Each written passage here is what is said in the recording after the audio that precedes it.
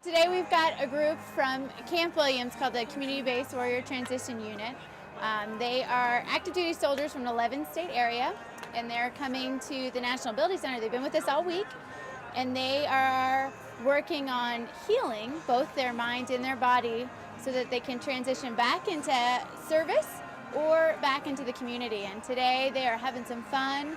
They're connecting with their families and each other on our mountains at Park City. Well, this facility is doing a lot of good for people who get injured and who do have difficulties and disabilities, and they've come, as far as I can see, they've modernized the whole approach towards disability and are doing a tremendous job. So that's one reason why I'm here, and of course I want to learn more about it as well. The idea or the concept of a disability is very diverse.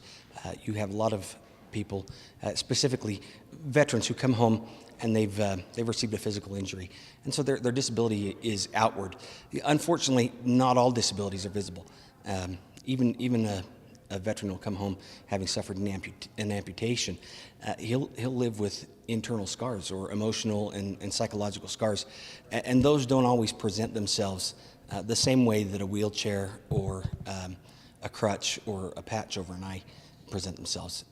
I'd like to see a better equality in the way that people who have a disability are treated, whether their disability is social or emotional or physical. Over the last couple of years, we sometimes have had different camps, specific or family activities, family retreats that are focused on helping wounded warriors, veterans, reintegrating into society.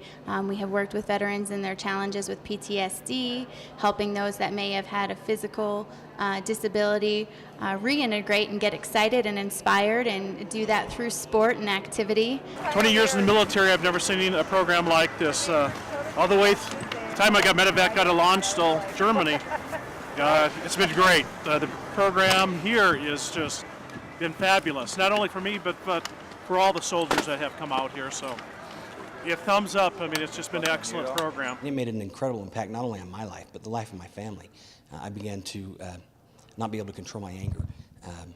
I withdrew from my family, withdrew from society, found it hard to work. I was paranoid about everything, and I viewed myself as somehow mentally weak. That I thought I should be able to overcome this. There's a stigmatism within the military for those people who have emotional problems that they're just not cut out to be the ideal military person. And unfortunately, I think it happens more often than is admitted.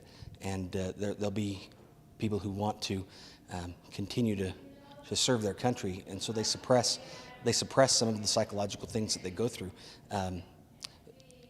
I know a lot of people who turn to drugs and alcohol as a way to self-medicate and continue to drive on, but unfortunately it begins to drive a wedge between you and everybody who's important in your life. Some of these folks have been skiers before.